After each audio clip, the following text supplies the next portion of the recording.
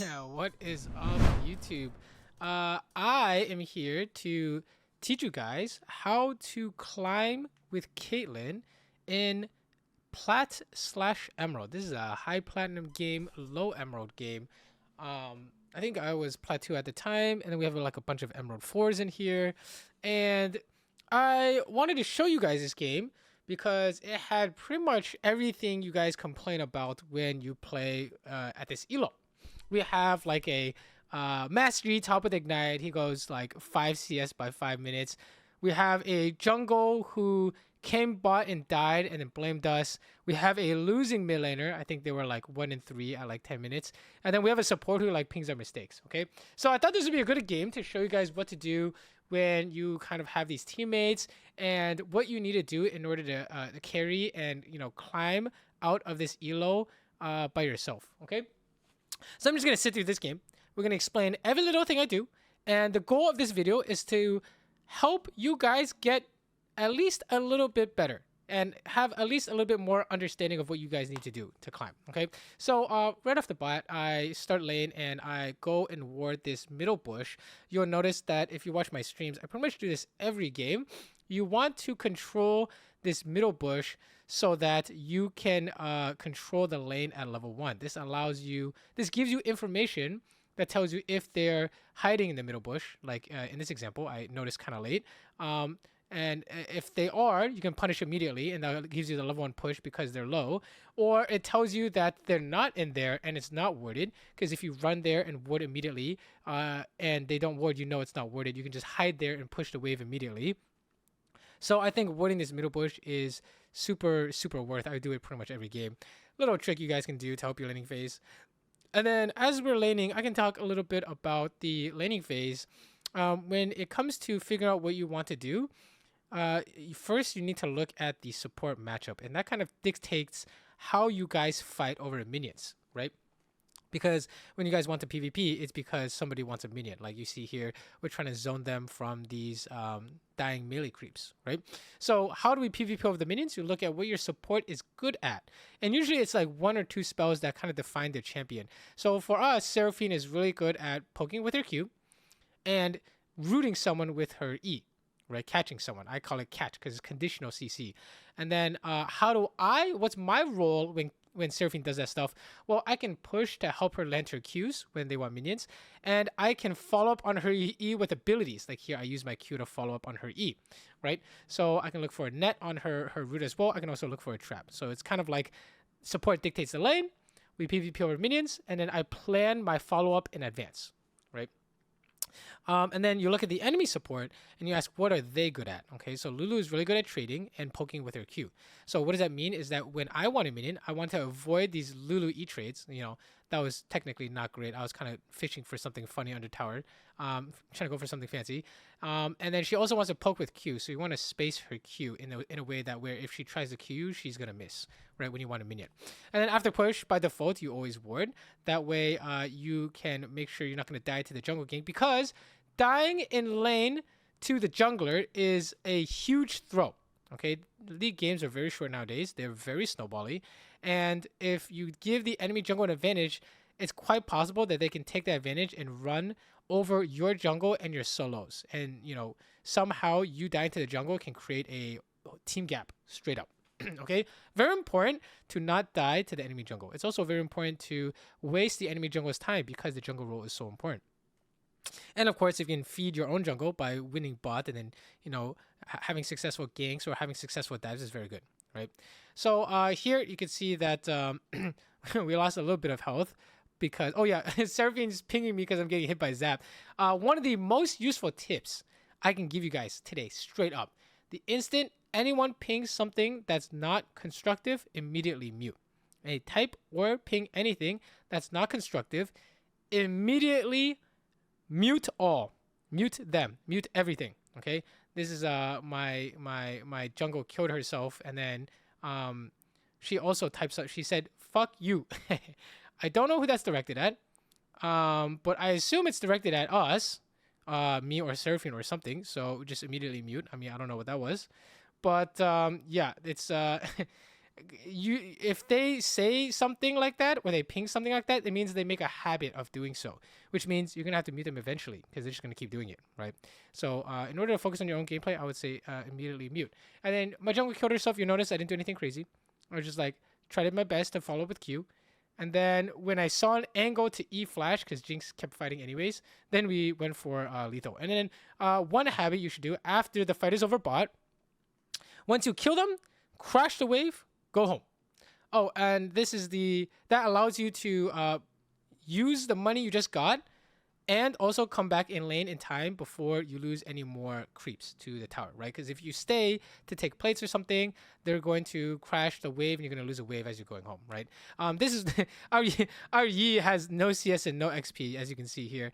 He died and he's like level 3. And then I think Garen died, but he traded a kill. He's going to die later. So this game's not really going great, okay? But I have a kill.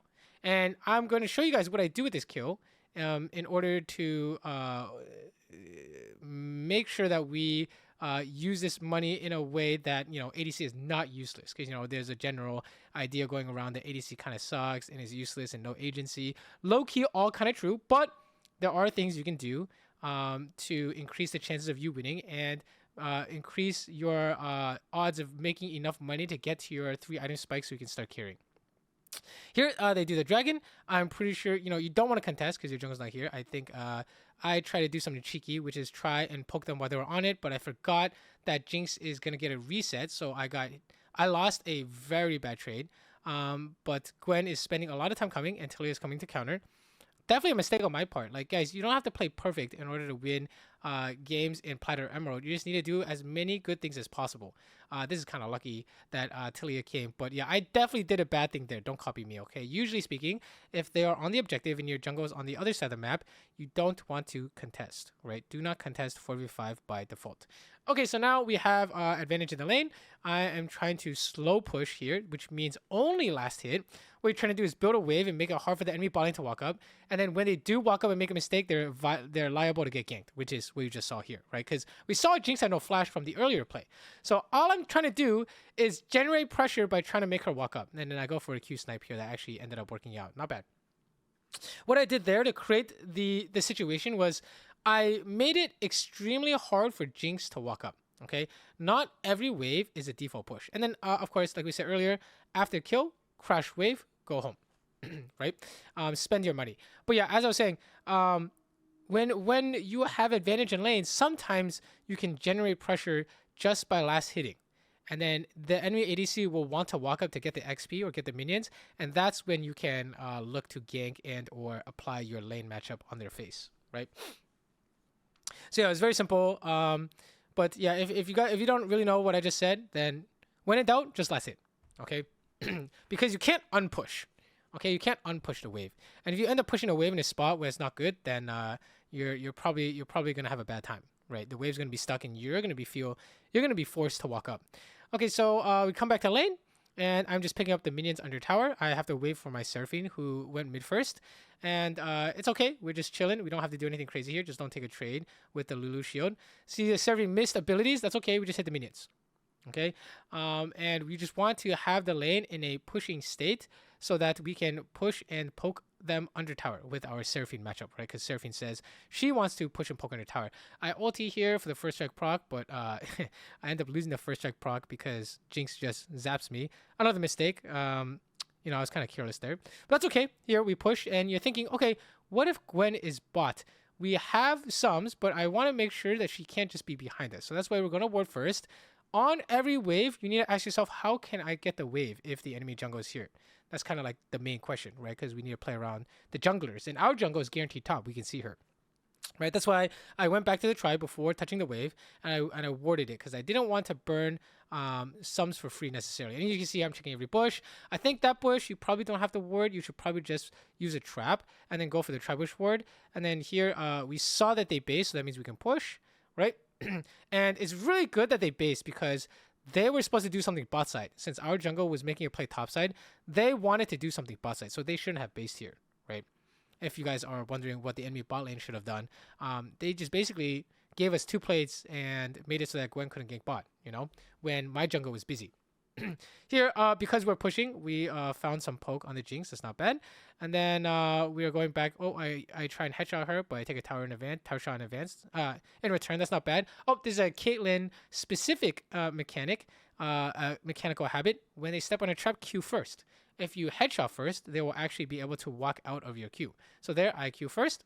Another Caitlyn mechanic, when you are pushing them under tower, look for a net trade, as long as you can't get ganked, of course. So there, I looked for a headshot and then net out of the tower range trade in order to do some poke damage, right?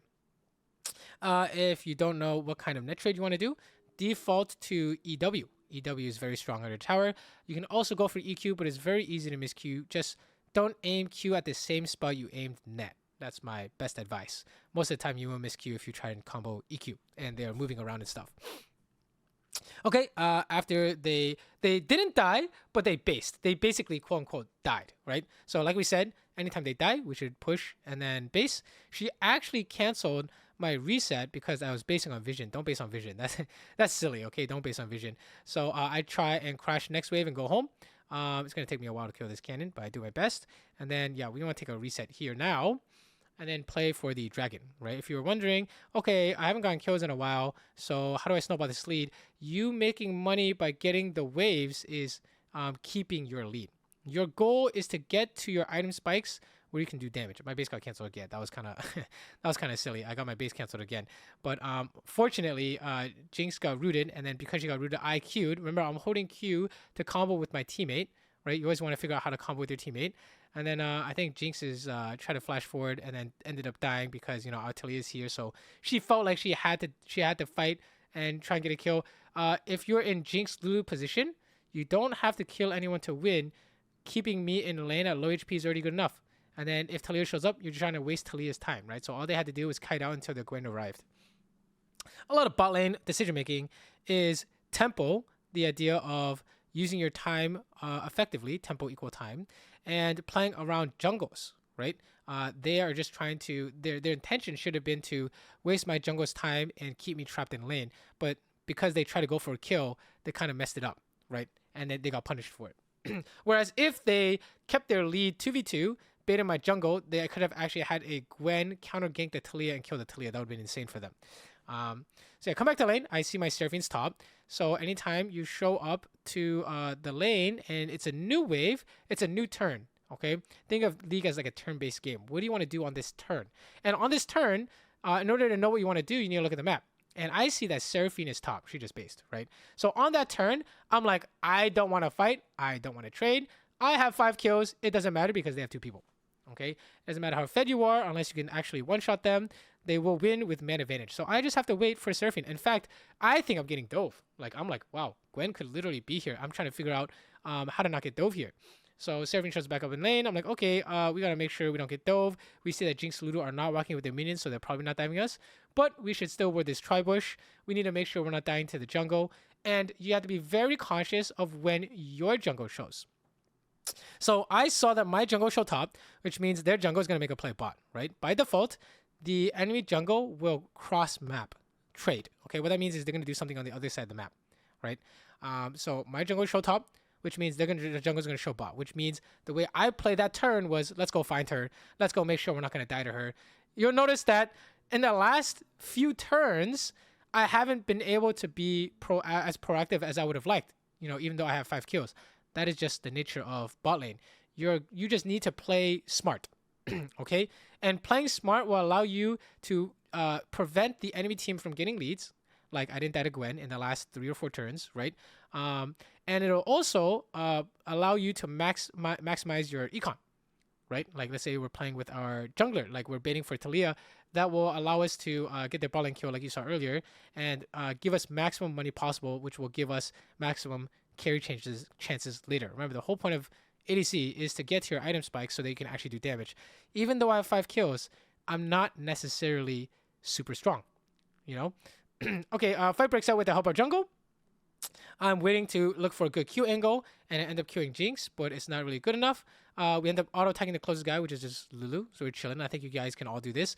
And it's important that you don't just fight to the death so you can pick up the wave, right? Everything is all about how you can pick up the waves. Gwen ends up stepping on a trap. I did not Q the Gwen, because I was trying to go for a cheeky Q on Jinx, but as you can see, I missed, right?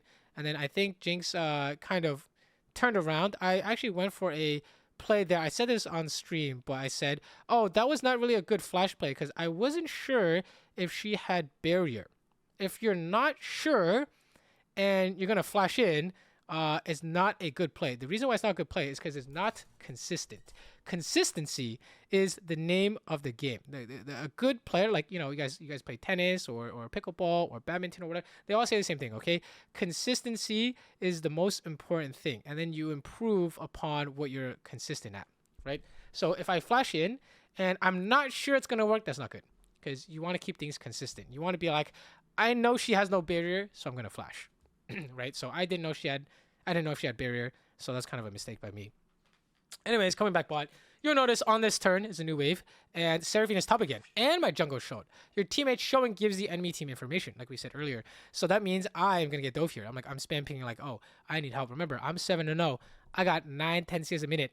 I can't do anything 1v3. I can't do anything 1v2. You see how I'm playing, right? I'm like, okay, I'm trying to find the Gwen. Is she on my Gromp? I can't tell. Is she going to dive? I can't tell. I should have actually backed up all the way here because this is definitely a successful dive. Gwen dive into Lulu ult, and I'm definitely not going to survive. So I should have backed up more here, but I wanted to play a little bit greedy. Probably not the best, but yes, as long as you are playing, making decisions based on the map, you're well on your way to playing well. Okay, guys? New turn, Seraphine and Taliyah bot, and I see Gwen mid. Now we can finally do something proactive. Now you see me pushing. Excuse me. Now you see me pushing, right? So we're going to push. We're going to take control of the bot side, and then we're going to play bot into dragon. We saw Gwen was coming. I think we're playing bot tower here. And then we're going to get the wave, right? When in doubt, you must get the next wave, and then play dragon here. So here we go play dragon. I don't know what Taliyah is doing, but I want to play dragon. So I'm pathing over. We see the Gwen literally, right? So like, okay, ping Gwen. And we see that the crab's already taken. But remember, we can do objective after we push because we were first to the objective. So here you're going to see me started. A Caitlyn tip, always trap the bushes near objectives. Sorry, I was burping. Always trap the bushes near objectives. And I'm trying to zone them here. For PvP purposes, we're trying to stack headshot for 5, right? And you always play for the fight. So I have headshot stacked.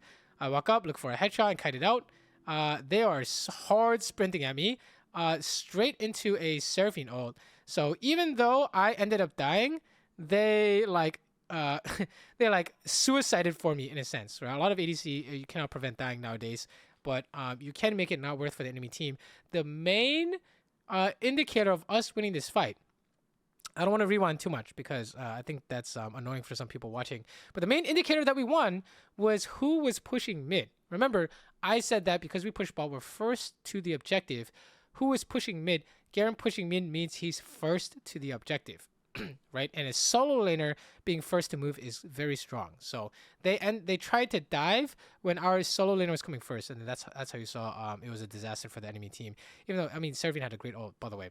I just go top to fire ulti, but of course on spawn we go mid. If you didn't know, after getting bot tower or after losing bot tower, we go mid. Mid is the safest place for us to generate maximum gold and XP. Okay, so our goal is going to be get every single wave mid unless something better shows up. Spoilers, when you're playing Caitlyn, it's pretty much always the mid wave. Nothing better will show up. It's very, very, very hard to find something better than just getting mid. So our goal is to get the mid wave and then try and do something useful after. If you can't find anything useful after, that's okay. We're just chilling on mid. Indicators of what you should be doing is you look at the map and you look at what your jungle and support are doing. It's very funny because my jungle is like hiding the bush top and my support based. So that means we should just do nothing, right? It's kind of what you do is dictated by how your jungle support are moving around the map. But if you don't know what to do, very simple, just sit mid. I just get the mid wave, and then 2v2 rules or 2v2 ideas still apply.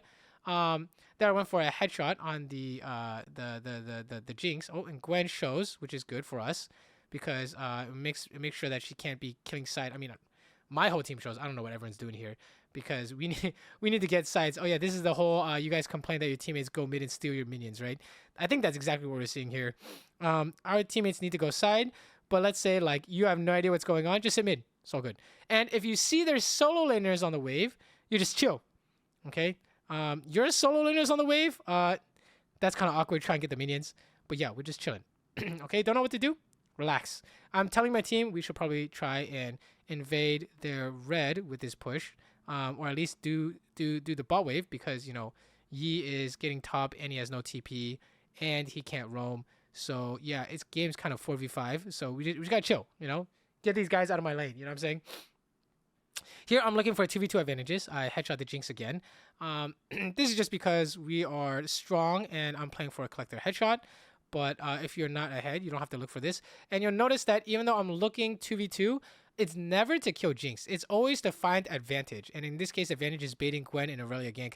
One really important concept I'm about to teach you guys here is if you have sums, it's an indicator of you being able to successfully bait the enemy solos / jungle into diving you. And then you flash out and then you outplay. Okay, so that's the indicator. Okay, so when you have sums, you can walk up and try and bait plays. Okay, so here you see me doing all this. It's only because I have sums. If I didn't have sums and Gwen rounds the corner, we're gonna be in big trouble. Unless my teammates are like ready to counter, which they will not be. You cannot trust your teammates in solo queue, okay? I think you guys all know this if you play in this elo, or any elo, really, if you just play League of Legends, you know that you cannot trust your teammates to do anything except the most basic tasks. And even then, sometimes you can't trust that either. Here, I want to go home because I have an item. And you tell your team you want to go home by pinging. I'm just like pinging like I want to go home. So always ping your intent is a good way, good habit to build. Ping you want to go fight. Ping you want to base, right? And it'll influence your teammates into not necessarily doing what you want, but they see the information that you're giving them, right? So I ping, I go home. Maybe Talia and Seraphine see it and say, okay, we back off, right? After we go home, of course, we go mid. And then you're like, okay, what do we do? We get mid 100 times. What do we do? After getting mid, we play the objective. Okay, so our objective is going to be dragon. So we're going to be playing the dragon when it spawns. But right now, we're playing for our headshot here. We have 3 items. Finally have enough items, by the way. We're finally strong. So now I'm actively looking for headshot crit plays like that. And then enemy solos and jungle are coming for me. Remember, sums is an indicator you can outplay. That's why I'm playing up so far. Okay, if you have no sums, do not play so far up. Easy way to put it. Okay, you can die to engage, right? So fights pretty much over. I get the wave, and then I actually didn't kill the cannon, although low-key I kind of want to kill the cannon. And then we can help by just hitting the closest guy. Right, we already did the hard stuff. It was a 4v5, by the way. Master G was not involved in any way, shape, or form. And the only reason we won is because we baited and engaged mid. I didn't do anything too fancy. You saw me. I just used flash, use barrier, walk away. Use net, use trap. Just do your best to survive. Because you have sums, you can outplay enemy dive. And because you can outplay enemy dive, your team can come clean up. So that's kind of just like a concept. You guys, if you've learned anything today about macro, learn this. You bait enemy jungle's time in lane, your jungle can do a good thing. Therefore, jungle is winning. You can bait enemy solo's time on mid with your sums. Your solos can counter by doing a good thing. Your solos are winning. Okay. Severin just she just jacked my entire wave, by the way, as I was doing Otacon. So I'm like, okay, I just go home. That's another example of your teammates just stealing your minions, right? You can see here that, like, yeah, I have seen exactly what happens when your teammates are running around on the other side of the map when you're 8-0. You saw that in lane, right? My Seraphine just straight up top in mid for 2 turns.